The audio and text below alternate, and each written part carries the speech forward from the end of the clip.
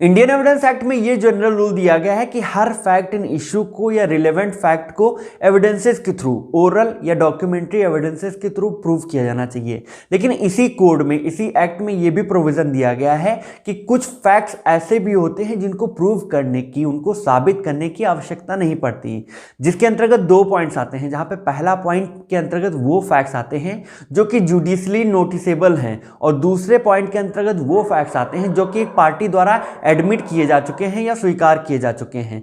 और आज के इस वीडियो में हम इन्हीं उन फैक्ट्स के बारे में जिन्हें प्रूव करना आवश्यक नहीं है, जो कि दिए गए हैं इंडियन एविडेंस एक्ट के सेक्शन 56 से लेकर सेक्शन 58 तक, तो इन सब के बारे में बात करने वाले हैं। तो बिना किसी अनावश्यक भूमिका के चलिए आराम से प्रारंभ करते हैं।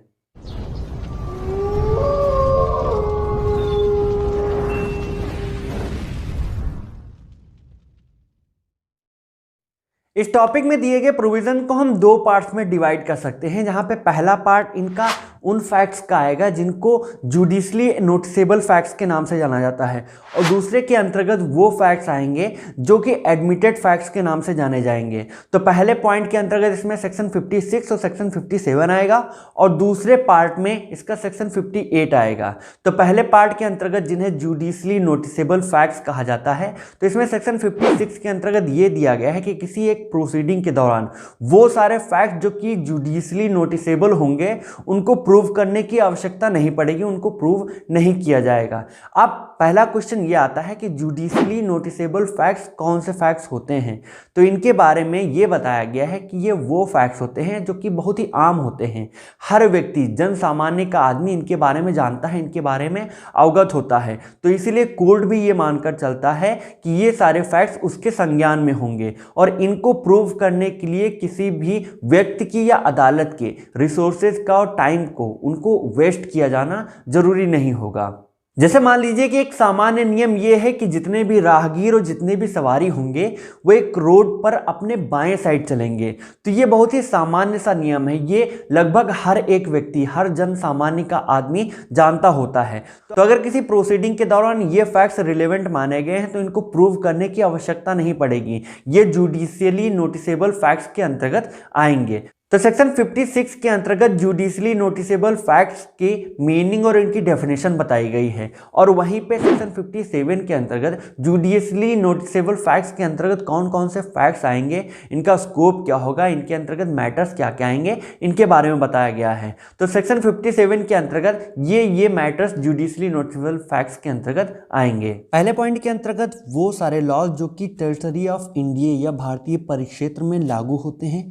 दूसरे पॉइंट के अंतर्गत वो सारे लॉज, वो सारे एक्ट्स, वो सारे ऑर्डिनेंसेस जो कि यूनाइटेड किंगडम के पार्लियामेंट के द्वारा पास हुए हैं या वहाँ से डायरेक्टेड होते हैं।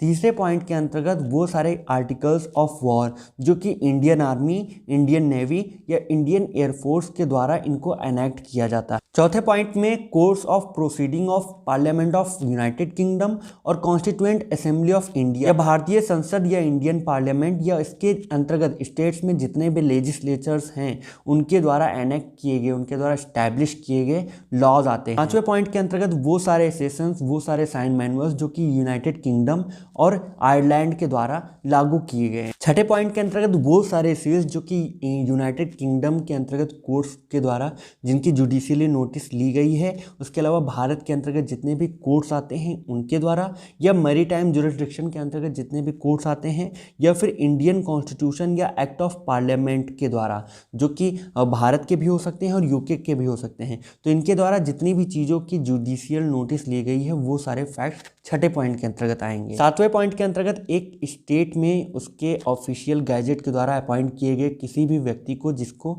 एक पब्लिक ऑफिस पे अपॉइंट किया गया है, तो उसके ऑफिस, उसके नेम, उसके टाइटल, उसके फंक्शंस, उसके सिग्नेचर्स को भी ये सातवें पॉइंट के अंतर्गत आएंगे। आठवें पॉइंट के अंतर्गत वो सारे स्टेट, वो सारे सवरिन्स आएंगे जिनको एक इंडियन गवर्नमेंट के द्वारा रिकग्नाइज किया गया है। तो उनके एग्जिस्टेंस, उनके टाइटल, उनके नेशनल फ्लैग, उनका जो राष्ट्रीय झंडा है, तो उन सबको आठवें पॉइंट के अंतर्गत रखा गया है। नौवें पॉइंट के अंतर्गत division of time, geographical division of world, public festival, fast और हॉलीडेज़ ये आती हैं जो कि ऑफिशियल गैजेट के द्वारा जिनको नोटिफाई किया जाता है। और 10वें पॉइंट के अंतर्गत वो सारी टेरिटरीज आएंगी जो कि डोमिनियन ऑफ इंडिया या भारतीय सरकार के अंतर्गत आती हैं। 11वें पॉइंट के अंतर्गत वो सारे कमेंसमेंट, कॉन्टिन्यूएंस और टर्मिनेशन ऑफ हॉस्टिलिटीज़ आएंगी जो कि गवर्नमेंट ऑफ इंडिया या किसी अदर स्टेट के साथ या किसी अदर बॉडी ऑफ पर्सनस के साथ चल रही हैं। और 12वें पॉइंट के अंतर्गत वो सारे मेंबर्स, वो सारे ऑफिसर्स ऑफ कोर्ट आएंगे, कोर्ट के वो सारे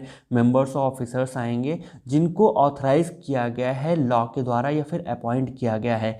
इसके अंतर्गत वो सारे सब ऑर्डिनेट ऑफिसर्स, असिस्टेंट आएंगे, अटॉर्नी, प्रॉक्टर्स, वकील, प्लीडर्स और ये सारे जितने भी लोग वहाँ पे काम कर रहे होते हैं या फिर उसके ऑर्डर्स के एग्जीक्यूशन में काम कर रहे होते हैं, तो वो सारे 12वें पॉइंट के अंतर्गत रखे गए हैं। रतन आर्या वर्सेस टीएन के केस में ऐसा कहा गया था कि इसमें सेक्शन 57 के अंतर्गत जितने भी पॉइंट्स बताए गए हैं ये कहीं भी पूर्ण नहीं है, ये कहीं भी पूरे नहीं हैं। इसके अंतर्गत आवश्यकता पड़ने पर जैसे जैसे समाज की आवश्यकता बढ़ती जाएगी इसमें और भी फैक्ट्स रिलेवेंट इंक्लूड किए जा सकते हैं। तो अब हम बात करते हैं सेक्शन 58 के अंतर्गत दिए गए प्रोविजन के बारे में।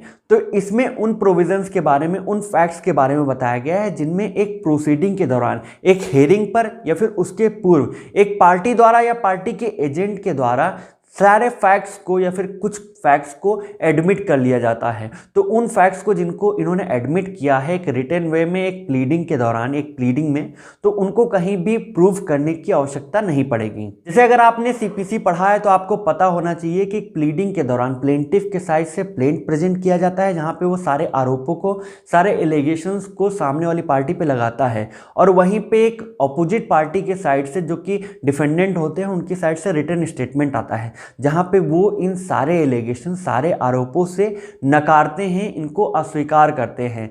यहाँ पे अगर सेक्शन 58 को अगर अप्लाई किया जाएगा तो अगर इसमें प्लीडिंग के अंतर्गत वो सारे फैक्ट्स को, वो सारे एलिगेशंस को नकारा नहीं गया, इनको पूरी तरह रिटन तरीके से एक लिखित वे में अगर नकारा नहीं गया तो ये माना जाएगा कि उस व्यक्ति ने सारे आरोपों को, सारे एलिगेशंस को मान लिया है, स्वीकार कर लिया है या एडमिट कर लिया है। और बाद में डिफेंडेंट इस साइड में ये सवाल नहीं उठा सकता कि हमने इस चीज को एडमिट किया ही नहीं था।